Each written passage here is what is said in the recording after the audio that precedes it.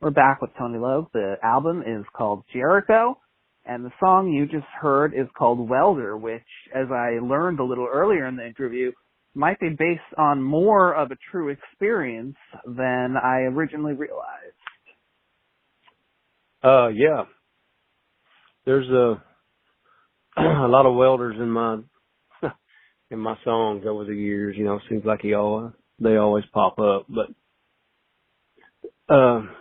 yeah, I mean, it's just a character that I relate to, I mean, I've been in the welding, world in some form or fashion, for most of my life. So, I've seen those characters, and I mean, I am those characters sometimes, and there's a lot of me, plugged into them. So yeah, that's a relatable character to me. So he shows up a lot. So, in a few of your songs, you hint at, poor economic conditions, coal mining, all that stuff. What is it about the sort of the area you live in and poverty and hard working jobs that leads to such a rich country and folk tradition? Right. Well, I mean, it just makes for good. I think it makes for good content. It makes for good stories. It makes there's a tension there that's easy to write around. For me, I'm speaking for me. I don't know if it's this way for everybody, but when I'm writing or working on songs or whatever, that I'm always looking for the tension, in the story and trying to build off of it. And, if not, I feel like a lot of times you really don't have anything to say, if don't have a character that's backed up in a corner, or he's, trying to get something, or trying to prevent something from, happening to him or his family, or that just makes for good subject matter, so, there's a lot of those folks around here, and you can, find those characters of everywhere you go, in my neck of the woods. So, maybe that's got something to do with it. Yeah, for those of us living here on Long Island, which, is most certainly not coal country. We really don't even have hills. Yeah. But it's incredibly crowded. 8 million people on this small island. Oh, wow. Yeah, it's suburbs of New York City. It's pretty busy around here. Wow. So a very different universe. What's it? How are things in coal country right now? What's the economic situation like? I know there's a lot of crazy things going on in the world, and you guys always seem to get hit the hardest. Yeah. Well, I'm actually a little further west than I wouldn't say I'm in coal country per se. I am Kentucky, and it's West Kentucky, and there's coal not far from me, but that's not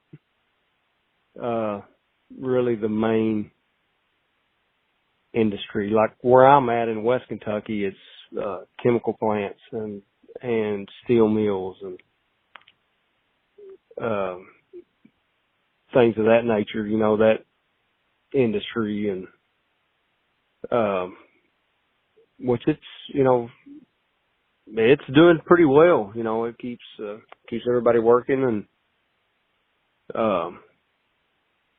as far as really what's going on in the heart of coal country, I probably wouldn't be the one to speak on that, but some of those characters do show up in my songs as well, but I'm a little outside of that. I'm more of a flatlander than some of the guys out east. So East Kentucky, but they would call me a flatlander per se. All right, Flatlander. No, Yeah, I'm a pretty it's all right. Flatlander too, if you look at the Yeah, geography. yeah, So you're singing from the perspective of a welder who needs to make money. You've done plenty of welding. Also in the song, the character gets introduced to an opportunity to make some money by possibly committing some crimes. He refers to it as suddenly looking gray. yeah. Do you think you'd be able to see certain crimes as gray for the right dollar amount? Well, I don't know that I've ever been in that desperate a situation as that character is, in that song. I've always been pretty fortunate as far as, my work holding out and trying and keeping the lights on and the family fed.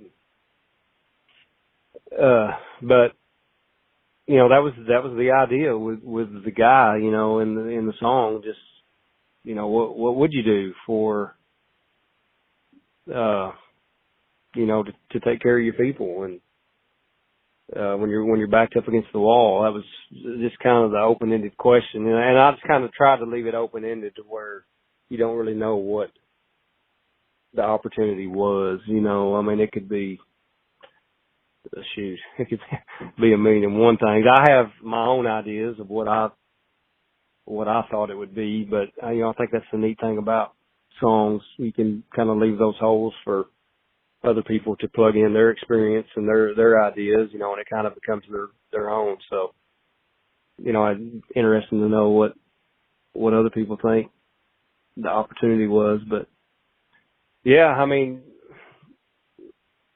I know folks get in desperate times and desperate situations, and do desperate things. I know it happens. I don't know. I've never been in those shoes, so hopefully I don't find myself there anytime soon. Here's to hoping. Yeah, right. All right. So again, you left it open ended. Maybe you could commit a crime in the right scenario, but I think we all could. Yeah, sure. Let's close this out by I always ask my guests to choose a song by another artist to usually close out the show, depending on what the structure of the interview is. But never mind all that. Yeah. Choose a song from that tradition that we talked about, from that hard working, possibly coal country, possibly flatland, but that hard labor type tradition of country and folk music. I'm going with Cole Chaney's Coal Shooter. All right. That would be my pick. I don't know if you guys are into Cole up there, but he's a killer, man. He's good. Well, we will hear that. And Tony Logue, thanks so much for coming on. Shoot, yeah, man. Thanks for having me. Glad to be here. Shoot, yeah, I like that. The new album is Jericho. It's absolutely fantastic. So many good ones other than the three we played here today. So please check it out. Cole Chaney coming up next.